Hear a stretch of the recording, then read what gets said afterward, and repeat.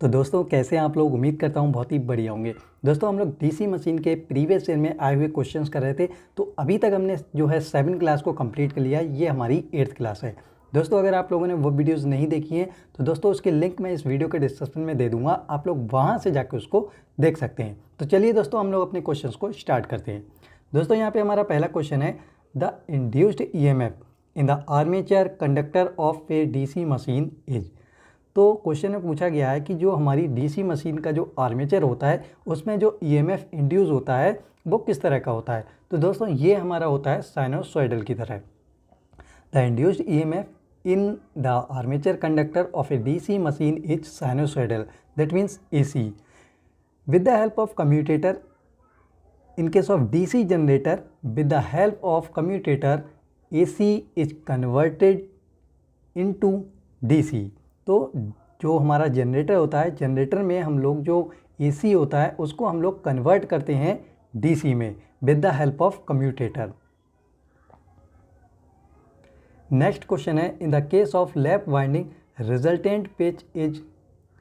तो जो हमारी लैप वाइंडिंग है उसमें रिजल्टेंट पिच होती है। तो दोस्तों जो रिजल्टेंट पिच होती है वो difference of front end back pitch. देखिए बैक पिच क्या होती है, the distance between starting end of first coil and finishing end of first coil.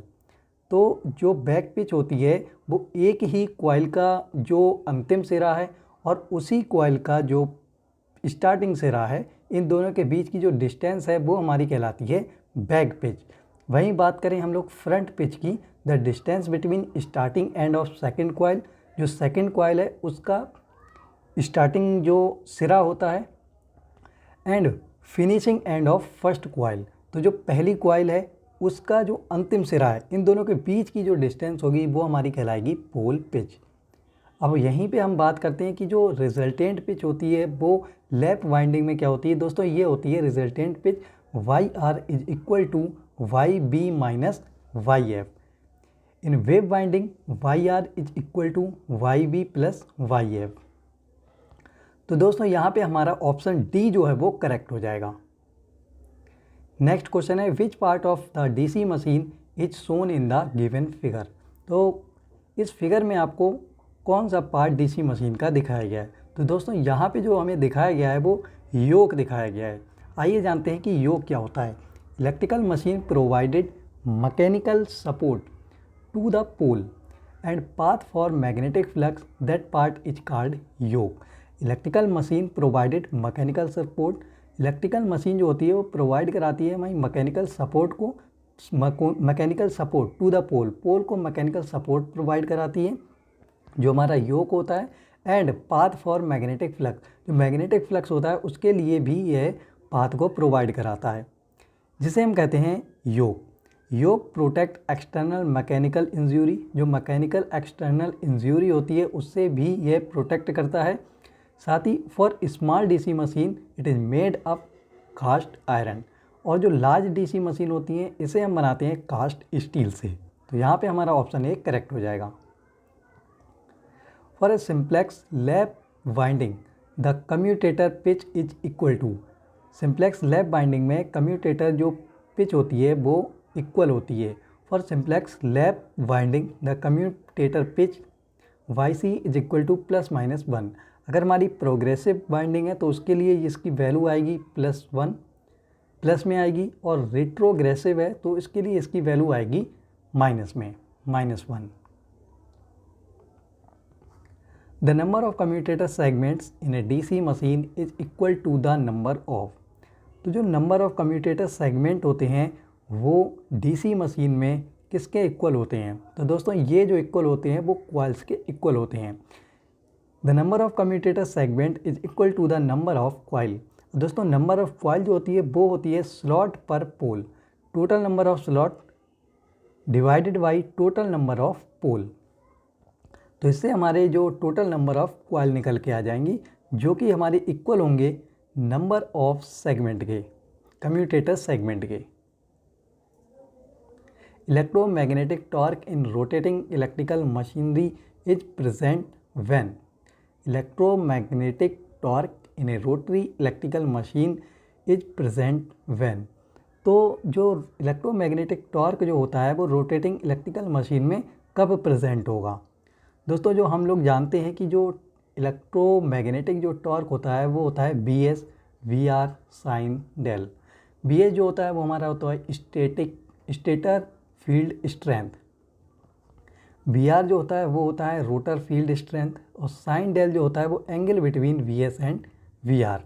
तो यहाँ पे हमारा ऑप्शन डी करेक्ट हो जाएगा, both stator and rotor winding carries current. Which among the following serves the to purpose, that is they support the exciting coil और field coil. Question हमसे पूछा गया है कि इनमें से ऐसा कौन सा है जो कि इन दो जो पर्पस हैं उनको सपोर्ट करता है। They separate out, they spread out the flux in the air gap and also reduce the reluctance of the magnetic path. तो दोस्तों ये हमारे पोल शू करते हैं। In a DC generator pole shoe are fastened to pole core by countersunk screws.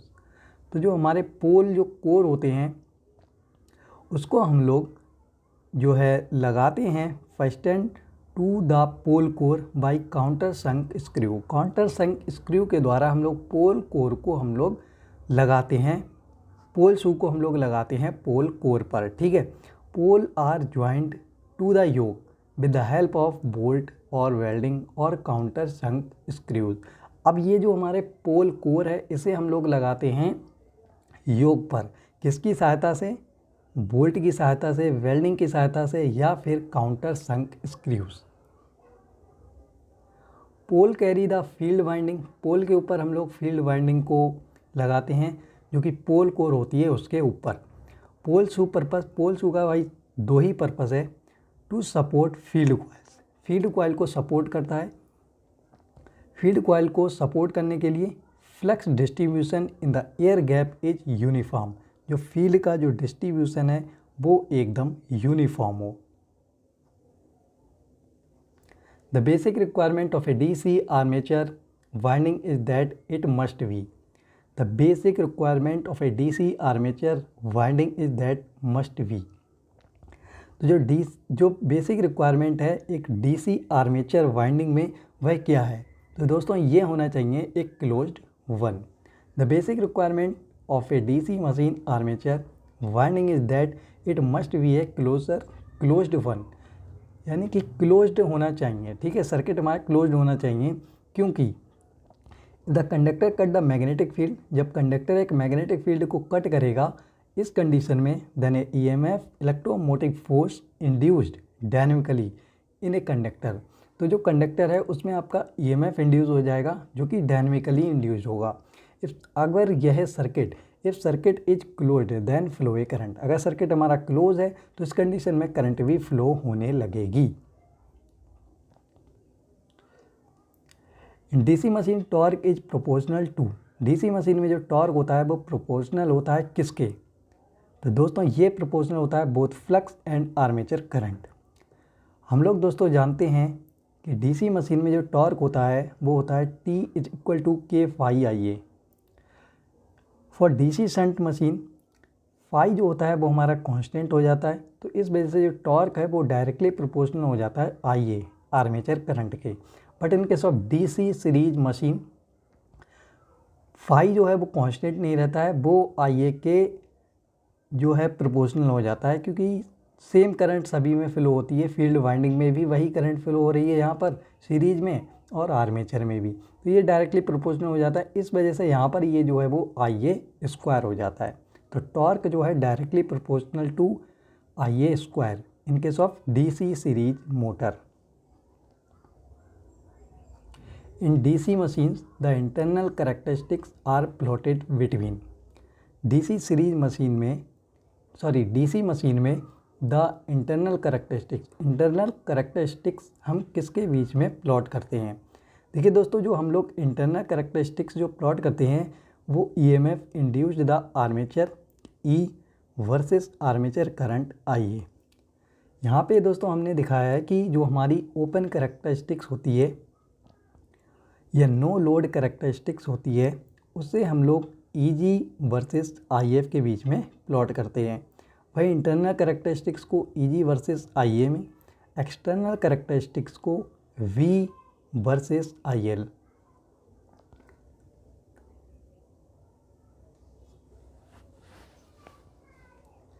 Which of the following is one of the categories of core loss in a DC machine?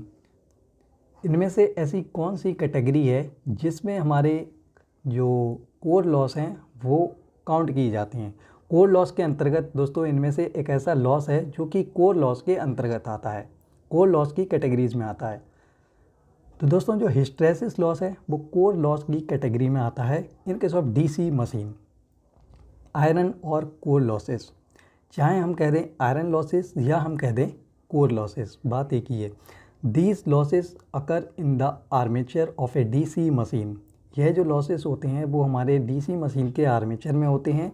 And due to the rotation of armature in the magnetic field, क्योंकि इसलिए होते हैं क्योंकि ये जो हमारा armature है वो एक मैग्नेटिक फील्ड में रोटेट कर रहा है